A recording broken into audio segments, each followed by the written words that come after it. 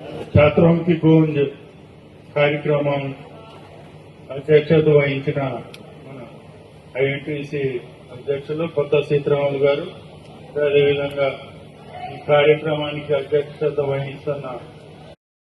జరుగుతున్న జిల్లా కాంగ్రెస్ అధ్యక్షులు సత్యనారాయణ గారు, అదేవిధంగా వేదిక మీద ఉన్న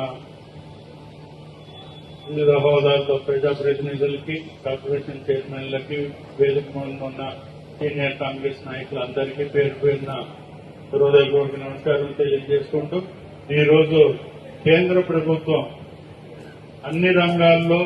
మరి ప్రజా వ్యతిరేక విధానాలు అవలంబిస్తూ ముందుకు పోతుంది. మరి అందులో భాగంగా ఈరోజు మనం చూసినట్లయితే విద్యార్థుల పట్ల మరి ఈరోజు నేటి విద్యార్థులే రేపటి మన దేశ భవిష్యత్తు తీర్చిదిద్ది మరి భవిష్యత్తుని చూసుకునే విద్యార్థులలో మనం భవిష్యత్తును చూసుకోవాల్సిన పరిస్థితుల్లో మరి ఈరోజు ఏ ఎగ్జామ్స్ పెట్టినా కూడా పేపర్ లీకేజ్.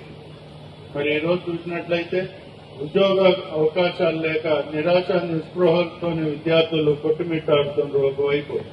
మరి ఎటువంటి ఉపాధి కల్పించకపోగా మరి ఈ రోజు ఎంతో వాళ్ళు మరి నీట్ లాంటి ఎంతో ప్రతిష్టాత్మకమైన ఎగ్జామ్స్ కూడా మరి వారి భవిష్యత్తులను కూడా పణంగా పెట్టి మరి వాళ్ళని బజార్లో పడేసే పరిస్థితి. ఎందుకంటే ఈరోజు చూసినట్లయితే నీట్ ప్రిపేర్ అవ్వాలంటే ప్రతి విద్యార్థి కనీసం 12 సంవత్సరాలు వాళ్ళు మరి రాత్రనంగా పగలనంగా ప్రిపేర్ అవుతే గానీ నీట్ ప్రిపేర్ అవ్వగలరు. ఈరోజు చూస్తే స్కూల్స్ లో విద్యార్థి దశ నుంచే వాళ్ళకి ప్రిపరేషన్ అంటే ఉదయం 7 గంటల నుంచి రాత్రి వరకు ఎన్నో వ్యయ ప్రవేశాలకు వచ్చి మరి నీట్ దాకా వచ్చి మరి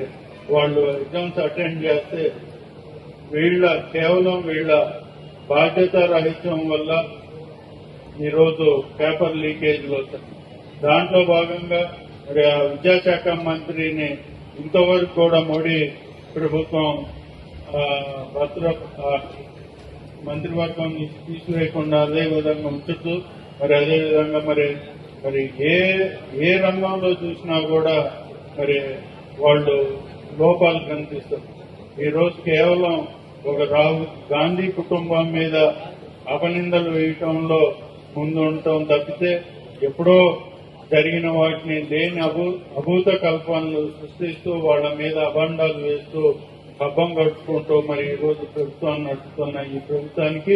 బుద్ధి చెప్పాలి అని అంటే విద్యార్థులు ఈ రోజు ఇక్కడికి విచ్చేసిన విద్యార్థులు కానివ్వండి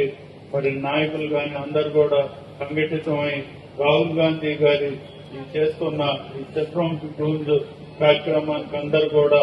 మద్దతు పలికి మరి ఎవరి వారి మీడియా ద్వారా కానీ లేకుంటే సోషల్ మీడియా ద్వారా కానీ వాళ్ళ ప్రదేశాల్లో కానీ శత్రువుకి గూంజిని విస్తృత స్థాయిలో ప్రజల్లోకి తీసుకుపోవాలని కోరుతూ నాకు ఈ అవకాశం ఇచ్చిన పెద్దలందరికీ ధన్యవాదాలు. Thank you.